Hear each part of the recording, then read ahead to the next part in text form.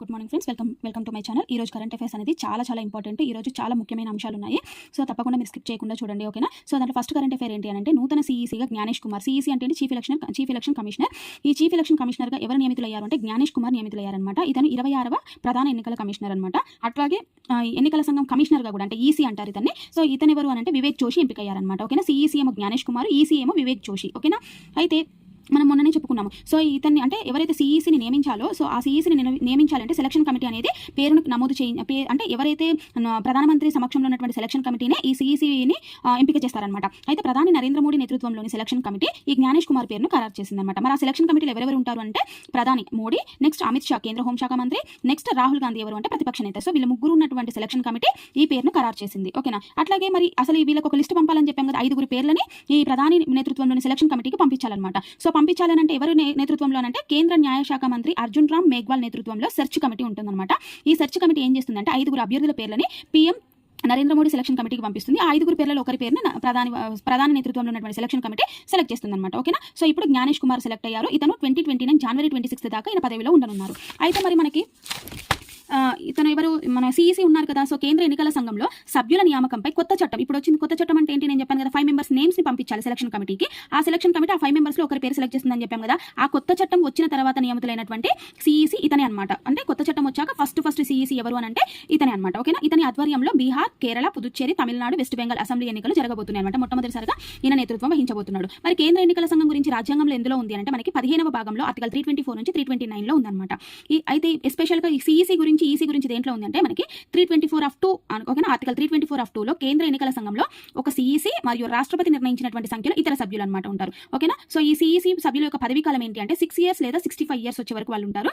వీళ్ళు ఎవరికి కూడా నివేదిక సమర్పించాల్సిన అవసరం లేదనమాట. ఇప్పుడు మనకి ఎస్సీ ఎస్టీ కమిషన్ అయితే రాష్ట్రపతికి నివేదిక సమర్పించాలని ఉంటుంది కదా, అట్లా కేంద్ర ఎన్నికల సంఘం ఎవరికి కూడా తన నివేదికను సమర్పించాల్సిన అవసరం లేదనమాట, ఓకేనా. అట్లాగే మనకి నెక్స్ట్ ఏంటి అంటే మనకి తెలంగాణ రాష్ట్రంలో యువతరం చిన్నారులు తగ్గుతున్నారు అని చెప్పి చెప్తున్నారు, ఓకేనా. మనకి జాతీయ జనాభా కమిషన్ ఇచ్చినటువంటి లెక్కలతో తెలంగాణ ప్రణాళిక శాఖ ఒక నివేదికను విడుదల చేసిందనమాట.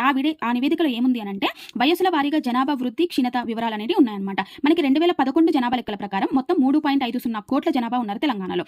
అయితే ఈ 2011 జనాభా లెక్కల ప్రకారం 3.5 కోట్లు అయితే 2026 నాటికి ఆ సంఖ్య 3.86 కోట్లకు చేరుతుందని, అట్లాగే 2036 నాటికి 3.94 కోట్లకు చేరనుంది. అంటే ఓన్లీ 4.6% మాత్రమే జనాభా వృద్ధి కానున్నారు, ఓకేనా. అట్లాగే మనకి పెరిగేటువంటి జనాభాలో 2021 నుంచి 2036 మధ్యలో మనకి 35 years నుంచి 80 years ఉన్న వాళ్ళు గణనీయంగా పెరగబోతున్నారు, ఓకేనా. 35 to 80 అంటే మనకి ఏజ్డ్ పర్సన్స్ అంటే వయసు ముసలి వాళ్ళ జనాభా అనేది పెరగనుంది, యంగ్స్టర్స్ అనే వాళ్ళు తగ్గనున్నారనమాట. అయితే 2036 నాటికి సగటున 60% పెరగనున్న మధ్య వయస్కులు వృద్ధులు అంటే ఈ వృద్ధుల శాతం అనేది 60% పెరగనుందనమాట, ఓకేనా. సో ఏజ్ గ్రూప్ అంటే 15 to 19 years ఉన్న వాళ్ళు 2021 జనాభా ప్రకారం 31.24 lakhs అయితే 2036 నాటికి 25.66 lakhs అవుతున్నారు. అంటే -17.9% అంటే తగ్గుతున్నారనమాట ఎవరు 15 to 19 years ఉండేవాళ్ళు. అలాగే 20 to 24 years ఉండే వాళ్ళు కూడా -22.6 అంటే వీళ్ళు కూడా తగ్గుతున్నారు 22.6%. అట్లాగే 25 to 29 ఉండే వాళ్ళు కూడా తగ్గుతున్నారు. 30 to 34 ఉండే వాళ్ళు కూడా తగ్గుతున్నారు. 35 to 39 ఉండే వాళ్ళు కొంచెం 4.6% అనేది వృద్ధి చెందుతున్నారనమాట, ఓకేనా. అట్లాగే మనకి నెక్స్ట్ కరెంట్ అఫేర్ వచ్చేసి ఏంటంటే పట్టణాలలో ప్రాపర్టీ కార్డ్. సో పట్టణాల్లో ఏంటి అని అంటే మన ల్యాండ్ ఇష్యూస్ కాకుండా ఉండడం కోసం ప్రాపర్టీ కార్డ్ అనేది ఒక స్కీమ్ అనేది ఏంటి నక్ష పైలట్ ప్రాజెక్ట్ అనేది ప్రారంభమవుతుంది. ఈ నక్ష ప్రాజెక్ట్ ఏం చేస్తుంది అని అంటే పట్టణాల్లో ఉన్నటువంటి వాళ్ళ ఇళ్ల వివరాలు, ఇళ్ల స్థలాల వివరాలు, ఓకేనా. నెక్స్ట్ నల్ల కనెక్షన్ అంటే పట్టణాల్లో ఇంటికి కావాల్సినటువంటి ప్రతి ఒక్క వస్తువుల సంబంధించినటువంటి ప్రతి విషయాన్ని కూడా సర్వే ద్వారా తీసుకొని డిజిటల్ గా దాంట్లో సిస్టంలో ఏం చేస్తుంది సిస్టంలో సో లోడ్ చేస్తుంది అనమాట. అప్పుడు మనకి ఏంటి అంటే దానికి ఒక క్యూఆర్ కోడ్ ఉంటుంది. ఆ క్యూఆర్ కోడ్ని స్కాన్ చేయగానే మన డీటెయిల్స్ అన్ని కూడా వస్తాయన్నమాట. అంటే మనకి ఎన్ని ఫ్లోర్ల బిల్డింగ్ ఉంది, లేదంటే మనకి నల్ల కనెక్షన్ ఉందా లేదా, వాటర్ ఫెసిలిటీ ఉందా లేదా, రోడ్ కనెక్టివిటీ ఉందా లేదా అనేవి అన్ని డీటెయిల్స్ కూడా మనకు అందులో ఉంటుంది. అది నేటి నుంచే నక్ష పైలట్ ప్రాజెక్ట్ అనేది ప్రారంభం కానుంది. అదేంటి అంటే పట్టణాలలో రెవెన్యూ రికార్డులు పక్కాగా నిర్వహించేందుకు ఇల్లు స్థలాల వివాదాలకు చెక్ పెట్టడం కోసం తీసుకొచ్చింది నక్ష ప్రోగ్రామ్, ఓకేనా. ఇది ఏంటి అంటే సెంట్రల్ గవర్నమెంట్ ఆధ్వర్యంలో digital India land record modernization program అంటారనమాట దీన్ని. అంటే DILRMP, ఓకేనా. Digital India land record modernization program లో భాగంగా మరి ఎవరు తీసుకుంటున్నారు అంటే national geospatial knowledge based land survey of urban habitations అంటే నక్ష కార్యక్రమం చేపట్టనుంది, ఓకేనా. National geospatial knowledge okay based land survey of urban habitation అనమాట. సో ఇది ఏ రోజు ప్రారంభం కానుంది అంటే February 18 అంటే ఈ రోజున ప్రారంభం కానుంది. దేశం మొత్తం మీద 2 లక్షల జనాభా వరకు ఎవరైతే 2 లక్షల జనాభా ఉన్న నగరాలు ఉంటాయో ఆ నగరాలు ఉన్న 152 మున్సిపాలిటీలలో పైలట్ ప్రాజెక్ట్ ప్రారంభం కానుంది, ఓకేనా. సో ఈ రిజల్ట్ చూసి నెక్స్ట్ వేరే నగరాల్లో కూడా ప్రారంభిస్తారనమాట. 1 year పాటు అసలు ఈ ప్రాజెక్ట్ అనేది ఎలా వర్క్ చేస్తుందనే చెక్ చేసి సో దాంట్లో ఏమైనా చేంజెస్ ఉంటే కూడా చేస్తారనమాట. ఓకేనా. సో దీంట్లో ఏంటంటే ఇల్లు, భవనాల యొక్క విస్తీర్ణము, ఎత్తు, సర్వే నెంబరు, యజమాని పేరు ఇవన్నిటితో ఉన్నటువంటి ఒక కార్డు ఇస్తారనమాట. అదే ప్రాపర్టీ కార్డు. ఓకేనా. సో దానికి కూడా మనకి ఆధార్ కార్డుకి ఎట్లయితే ఆధార్ నెంబర్ ఉంటుంది, ఈ ప్రాపర్టీ కార్డు కూడా ఒక నెంబర్ అనేది ఉంటుంది అనమాట. ఓకేనా. సో మరి ఈ డీటెయిల్స్ అన్ని కావాలి అంటే 3 పద్ధతుల్లో ఏరియల్ సర్వే చేయబోతున్నారు. ఓకేనా. 3 పద్ధతుల్లో ఏంటి అంటే చిన్న చిన్న డ్రోన్స్, విమానాలు ఉపయోగించి సో 3 పద్ధతుల్లో ఒకటి ఏంటి అంటే 2D నాడర్ కెమెరా. ఓకేనా. సో దీనితో ఏంటంటే ప్రణాళికాబద్ధంగా ఉన్నటువంటి పట్టణాలు, పైభాగం ఫ్లాట్ గా ఉన్న 1 లేదా 2 అంతస్తులు అంటే 1 or 2 ఫ్లోర్స్ ఉన్నటువంటి భవనాలు, రహదారులు స్పష్టంగా కనిపిస్తాయి అనమాట ఈ కెమెరాలో.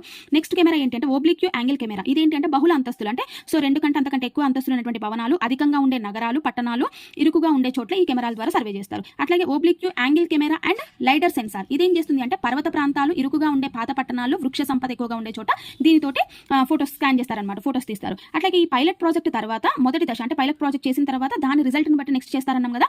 దాని తర్వాత మొదటి దశ కింద దేశవ్యాప్తంగా 1000 మున్సిపాలిటీలలో, ఓకేనా, ఫస్ట్ దశలో 1000 మున్సిపాలిటీలలో, దాని తర్వాత 4912 పట్టణాలలో ఈ నక్షాన్ని అమలు చేయాలని కేంద్ర ప్రభుత్వం నిర్ణయించింది. ఫస్ట్ 1 year మాత్రం ఏంటి ఫస్ట్ పైలట్ ప్రాజెక్ట్ కిందనే తీసుకుంటారు. దాని తర్వాత మొదటి దశలో 1000 మున్సిపాలిటీలలో, తర్వాత 4912 పట్టణాలలో. అట్లాగే ఈ పట్టణాలు, నగరాల్లో ఉన్నటువంటి భూముల సర్వే నెంబర్లు, ఇళ్లను ఈ నక్షా కార్యక్రమం ద్వారా అనుసంధానం చేస్తారనమాట. అంటే పౌరులకు ఎట్లయితే ఆధార్ కార్డు ఇస్తే వాళ్ళ డీటెయిల్స్ అన్ని ఉంటాయో ఈ ప్రాపర్టీ కార్డు ఇష్యూ చేయడం వల్ల దానికి ఒక మనకి నెంబర్ ఉంటుందని చెప్పాం కదా, ఆ విశిష్ట గుర్తింపు కార్డు ఉంటుంది కాబట్టి ఆ కార్డు తోటి మనం స్వైప్ చేశారంటే స్కాన్ చేశారనుకోండి మన ఇంటి వివరాలు, ఓకేనా, సర్వే నెంబర్లతో సహా మన డీటెయిల్స్, యజమాని నేమ్ అన్ని డీటెయిల్స్ కూడా మనకి వస్తాయన్నమాట. ఓకేనా. అట్లాగే ఈ అర్బన్ ల్యాండ్ రికార్డులు అనేది ఒక 4 రాష్ట్రాల్లోనే పర్ఫెక్ట్ గా చేస్తున్నారు. ఏంటి తమిళనాడు, మహారాష్ట్ర, గుజరాత్, గోవా ఈ 4 రాష్ట్రాల్లోనే అర్బన్ లో ల్యాండ్ రికార్డులు కరెక్ట్ గా ఉన్నాయన్నమాట. మిగతా ఏ రాష్ట్రాల్లో కూడా సరిగ్గా లేవు కాబట్టి ఈ నక్ష ప్రోగ్రామ్ ని తీసుకురావడం జరిగిందన్నమాట. ఓకేనా. మరి ఈ పైలట్ ప్రాజెక్ట్ ని ఎవరు కండక్ట్ చేస్తున్నారు అంటే రెవెన్యూ, మున్సిపాలిటీలు, survey of India, MP state electronics development corporation, national informatics centre, centre of excellence. అంటే ఇవి 5 కలిసి సంయుక్తంగా మళ్ళీ చేయనున్నాయి. ఓకేనా. రెవెన్యూ, మున్సిపాలిటీలు, సర్వే ఆఫ్ ఇండియా, ఓకేనా, ఎంపీ స్టేట్ అంటే Madhya Pradesh state electronics development corporation, national informatics centre and centre of excellence ఇవి 5 కలిపి కూడా సంయుక్తంగా అమలు చేయనున్నాయి. ఓకేనా. అట్లాగే మనకి ఇంకేంటంటే రాష్ట్రంలో అంటే ఈ పైలట్ ప్రాజెక్ట్ కింద చేశారన్నాం కదా, ఈ పైలట్ ప్రాజెక్ట్ కింద మన తెలంగాణ రాష్ట్రంలో వేటిని పైలట్ ప్రాజెక్ట్ గా ఎంపిక చేశారు అంటే జడ్చర్ల, హుస్నాబాద్, కొడంగల్, వర్ధన్నపేట, యాదగిరిగుట్ట, మహబూబాబాద్, వేములవాడ, మిర్యాలగూడ, జగిత్యాల, మనుగూరు. ఓకేనా. వీటిని పైలట్ ప్రాజెక్ట్ కింద ఎంపిక చేశారనమాట. ఇవి అయిపోయిన తర్వాత నెక్స్ట్ టైం మన తెలంగాణ రాష్ట్రంలో 155 పట్టణాలు, 29 పట్టణాభివృద్ధి సంస్థల్లో నిర్వహించడానికి 700 కోట్లు అవుతుంది అని చెప్పేసి అంటున్నారు. మొట్టమొదటి మాత్రం పైలట్ ప్రాజెక్ట్ కింద ఈ ప్లేసెస్ అనమాట. ఓకేనా. సో నెక్స్ట్ కరెంట్ అఫేర్ ఏంటి అంటే రన్వే అవసరం లేని ఎయిర్ అంబులెన్స్ అనమాట. అంటే రన్వేతో సంబంధం లేకుండా నిటారుగా టేక్ ఆఫ్ మరియు ల్యాండ్ అయ్యేటువంటి అంబులెన్స్ ని త్వరలో ఇండియాలోకి తీసుకురానున్నారు. సో వీటిని ఎవరు తయారు చేస్తున్నారు అంటే విద్యుత్ విమాన అంకుర పరిశ్రమైనటువంటి ఈ ప్లేన్ తయారు చేస్తుంది. దీనికోసం $100 కోట్ల ఒప్పందంపై కూడా సంతకం చేశారనమాట. మరి ఇండియాలో ఎయిర్ అంబులెన్స్ సేవలు అందించే సంస్థ ఏంటి అంటే ICATT అనమాట. ఈ ICATT అనేది ఈ ప్లేన్ తో కలిసి తాజాగా ఒప్పందం చేసుకుంది. ఈ ఒప్పందంలో ఏంటి అంటే 788 electric vertical take off landing air ambulance ని ఈ ఇన్ప్లే అనేది సరఫరా చేయాల్సి ఉంటుందన్నమాట. సో వీటిని ప్రతి జిల్లాలో కూడా అందుబాటులో ఉంచాలని చెప్పేసి ఇన్ప్లే అనేది భావిస్తుంది. వీటిని 2026 చివరి కల్లా సరఫరా చేయాలి అని చెప్పేసి ఇన్ప్లే భావిస్తుంది అనమాట. ఈ ఎయిర్ అంబులెన్స్ లో ఒక పైలట్ ఉంటారు, పారామెడికల్ ఉంటారు, పేషెంట్, స్ట్రెచ్చర్, అత్యవసర మందులు అనేవి అందుబాటులో ఉంటాయి. ఇవి గంటకి 200 కిలోమీటర్ల వేగంతో ప్రయాణిస్తాయి. వీటిని ఒక్కసారి మనం ఛార్జ్ చేసామంటే 110 నుంచి 200 కిలోమీటర్ దూరం వరకు వెళ్తాయి అనమాట. ఓకేనా. సో నెక్స్ట్ కరెంట్ అఫేర్ ఏంటి అంటే నలిమెల భాస్కర్ కి జాతీయ పురస్కారం. ఇతను ఎవరు అంటే కరీంనగర్ కి చెందినటువంటి వ్యక్తి, రచయిత. సో ఇతనికి ఏ అవార్డు వచ్చిందంటే సిటీ కాలేజ్ ముగ్ధుం మొయినుద్దీన్ అనే జాతీయ పురస్కారానికి నలిమెల భాస్కర్ ఎంపికయ్యాడనమాట. ఓకేనా. సో నెక్స్ట్ ఏంటి అంటే పూసా కృషి విజ్ఞాన్ మేళా. ఈ పూసా కృషి విజ్ఞాన్ మేళా అనేది 22 ఫిబ్రవరి నుంచి 24 ఫిబ్రవరి వరకు మనకు ఢిల్లీలో జరగనుంది. దాన్ని ఎవరు స్టార్ట్ చేస్తున్నారంటే కేంద్ర వ్యవసాయ శాఖ మంత్రి అయినటువంటి శివరాజ్ సింగ్ చౌహాన్ ప్రారంభించనున్నారు. సో మరి ఈ పూసా కృషి విజ్ఞాన్ మేళాలో ఏం జరుగుతుంది అంటే కొత్త విత్తనాలను ఆవిష్కరించడం కోసం, రైతులకు టెక్నాలజీని పరిచయం చేయడం కోసం ఈ మేళాని ప్రారంభించనున్నారనమాట. సో దీనికి ఏంటి అంటే భారతీయ వ్యవసాయ పరిశోధన సంస్థ IARA డైరెక్టర్ చెరుకుమల్లి శ్రీనివాసరావు తెలిపారనమాట. మరి ఈ మేళాని ఎవరు సంయుక్తంగా కండక్ట్ చేస్తున్నారంటే ఎవరెవరు కలిసి కండక్ట్ చేస్తున్నారంటే IARA మరియు భారతీయ వ్యవసాయ పరిశోధన మండలి వీళ్ళిద్దరూ కూడా సంయుక్తంగా నిర్వహించనున్నారు. ఓకేనా. ఇవి ఏంటంటే 22 నుంచి 24 వరకు. ఓకే. సో నెక్స్ట్ వచ్చేసి మనకి నెక్స్ట్ కరెంట్ అఫేర్ వచ్చేసి ఉద్యాన పంటలకు కేంద్రం సహాయం అనమాట. సో ఉద్యాన పంటలకు మనకు తెలుసు కదంటే కూరగాయలు, పండ్లు, తోటలు ఉన్నాయి కదా. సో వీటికి సెంట్రల్ గవర్నమెంట్ 145 crores ఇవ్వనుంది. ఆ 145 crores లో కేంద్రం 60% నిధులు ఇస్తే రాష్ట్రం 40% సమకూర్చుకోవాలి. అంటే ఏంటి అంటే కొత్తగా 50,000 ఎకరాలలో కూరగాయలు, తోటలను పెంచడమే దీని లక్ష్యం అనమాట. ఈ సమీకృత ఉద్యాన అభివృద్ధి పథకం ఉంది కదా. సో దీనికి 145 కోట్లు అన్నాం కదా. దీనికి లాస్ట్ ఇయర్ 60 కోట్లు కేటాయించారు. ఈసారి రెట్టింపుగా కేటాయించారనమాట. అట్లాగే ఇంకా ఏం ఇనిషియేషన్ తీసుకున్నారు అంటే మెట్రో అర్బన్ వెజిటబుల్ క్లస్టర్ విభాగానికి కూడా హైదరాబాద్ ఎంపికైంది. అంటే మొత్తం మనకి బెంగళూరు, చెన్నై, బెంగాల్ ఇవన్నిట్లలో మన హైదరాబాద్ కూడా ఉందన్నమాట. ఈ GHMC పరిధిలో 333 కోట్లు సెంట్రల్ గవర్నమెంట్ నుంచి మంజూరయ్యే అవకాశం ఉందన్నమాట. అట్లాగే నీటి సదుపాయం కోసం 40% రాయితీ కూడా ఇవ్వనున్నారు.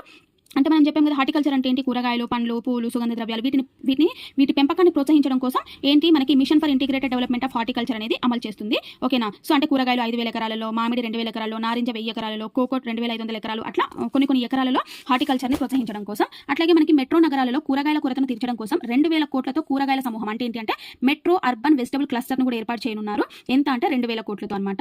అందులో భాగంగా 5 మెట్రో నగరాలకు అంటే 50 కిలోమీటర్ల నుంచి 100 కిలోమీటర్లు అంటే 5 మెట్రో సిటీస్ ఉంటాయి కదా, ఆ మెట్రో సిటీస్కి 50 కిలోమీటర్స్ టు 100 కిలోమీటర్స్ దగ్గర ఉన్న ప్రాంతాల్లో కూరగాయల సాగును పెంచాలన్నమాట. ఓకేనా. మనం చెప్పాం కదా, హైదరాబాద్ సెలెక్ట్ అయింది మెట్రో అర్బన్ వెజిటబుల్ క్లస్టర్. కానీ మొత్తం దేశంలో ఎన్ని అంటే మొత్తం 6 సెలెక్ట్ చేస్తే అందులో హైదరాబాద్ కూడా ఉందన్నమాట. ఢిల్లీ, ముంబై, చెన్నై, కోల్కతా, బెంగళూరు, హైదరాబాద్. అట్లాగే ఇకపై వికారాబాద్, సంగారెడ్డి, మహబూబ్ నగర్, నల్గొండ, నిజామాబాద్, వరంగల్ వరకు కూడా ఈ మెట్రో అర్బన్ వెజిటబుల్ స్కీమ్ అనేది వర్తించనుందన్నమాట. ఓకేనా. ఇవి ఈ రోజు కరెంట్ అఫైర్స్ అనమాట. సో చాలా ఇంపార్టెంట్ కరెంట్ అఫైర్స్. ఓకేనా. So thank you.